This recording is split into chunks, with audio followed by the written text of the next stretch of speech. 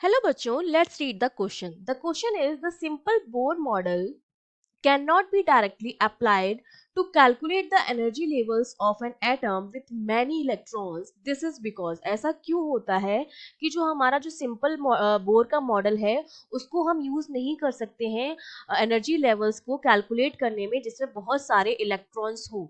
तो ऐसा क्यों होता है वो हमें बताना है।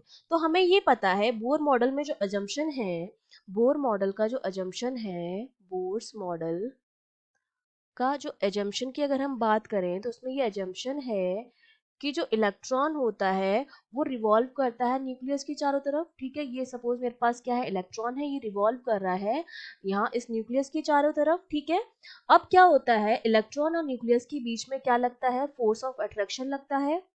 फोर्स ऑफ अट्रैक्शन जो बेसिकली क्या होता है, इलेक्ट्रोस्टैटिक फोर्स होता है, फोर्स ऑफ अट्रैक्शन लगता है किसके किसके बीच में, इलेक्ट्रॉन एंड न्यूक्लियस के बीच में।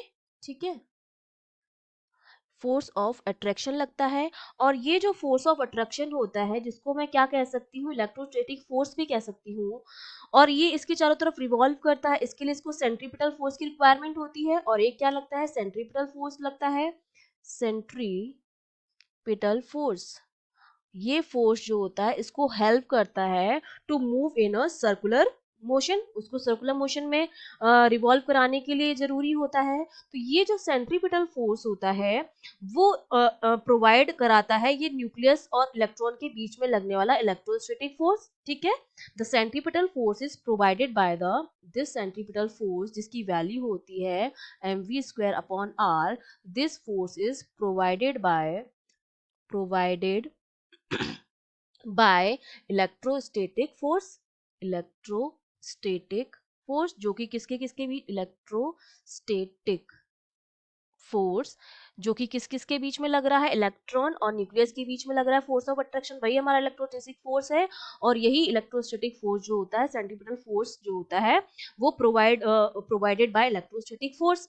लेकिन अब अगर मैं ये मान लूं और यही इसी अजम्पशन को यूज करके हम फॉर्मूला डिराइव करते हैं रेडियस का, एनर्जी लेवल्स का। ठीक है, यही अजम्पशन है बोर मॉडल का, और यही अजम्पशन हम यूज करके हम फॉर्मूला डिराइव करते हैं रेडियस का और एनर्जी लेवल्स का।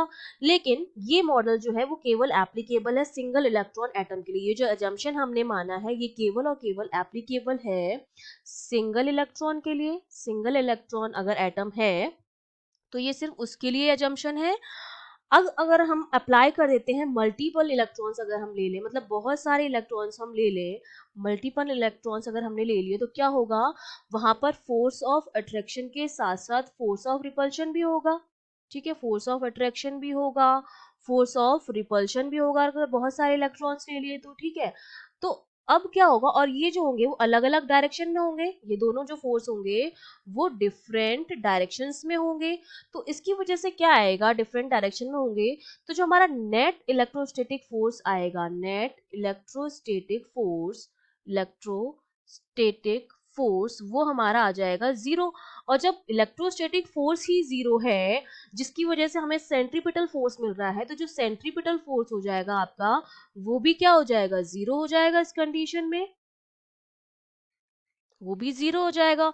और जब सारी चीजें जीरो हो गई हैं तो इससे हम प्रूफ, इससे ये चीज प्रूव हो गई, जब सेंट्रीपिटल फोर्स ही नहीं होगा मतलब वो इलेक्ट्रॉन जो होगा वो रिवॉल्व ही नहीं करेंगे न्यूक्लियस के चारों तरफ, तो क्या हो जाएगा, हम कैलकुलेट नहीं कर पाएंगे एनर्जी लेवल्स किसी भी एटम के। तो हमारा मतलब जो ए ऑप्शन गिवन है, because of the electrons not being subject to a central force which is the centripetal force, A option is the correct option. Okay, I hope you understood well, all the best.